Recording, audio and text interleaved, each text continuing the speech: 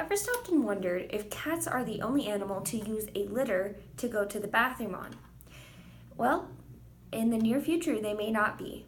Ground-up volcanic rocks are being used like kitty litter to decrease emissions from livestock operations, bettering the air quality for you and I, and the living conditions for livestock. Through extended research here at CSU, I've researched these rocks. They're called zeolites, and I did my final paper for this course on their application in dairy cow bedding. Zeolites have the potential to greatly reduce the greenhouse gas emissions coming from livestock operations, and today I'd like to explore with you what these things are, how they work, and how we use them in practical applications.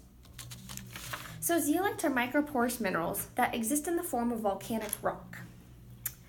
They were formed from the explosion of ash from volcanoes millions of years ago, and they settled at the bottom of these salty oceans, and the difference in pH caused a chemical reaction. Well, that chemical reaction turned these rocks into rocks that have pretty cool crystal structures inside that allow them to have a really large surface area. In addition to that, their unique chemical composition of aluminum, oxygen, and silicone allow them to be used as catalysts and detergents and other substances of the like. This chemical composition also allows them to be considered natural, so in their over 40 natural forms, they can be used in organic and natural operations. So now that we have an idea of what these things are, let's see why they rock.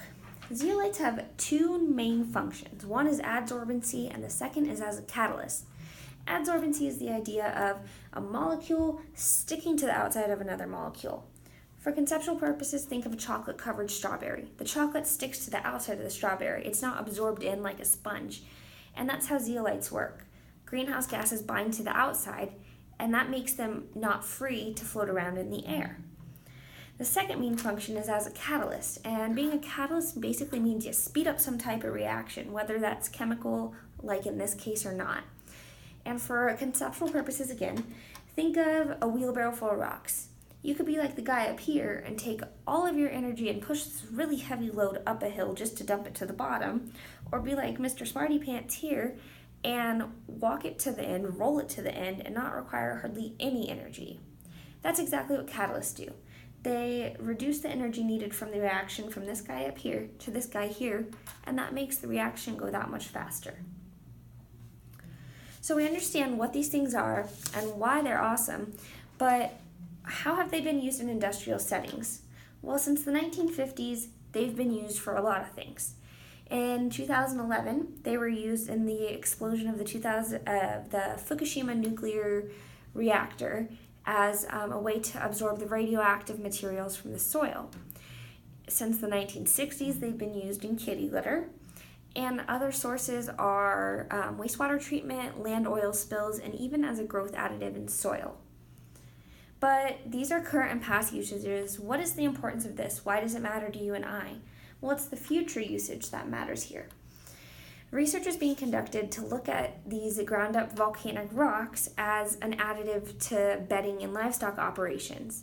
This can, if the theories are correct, greatly reduce the amount of ammonia, CO2, and methane that comes out of these livestock operations, and that betters the environment for you and I as well as the livestock.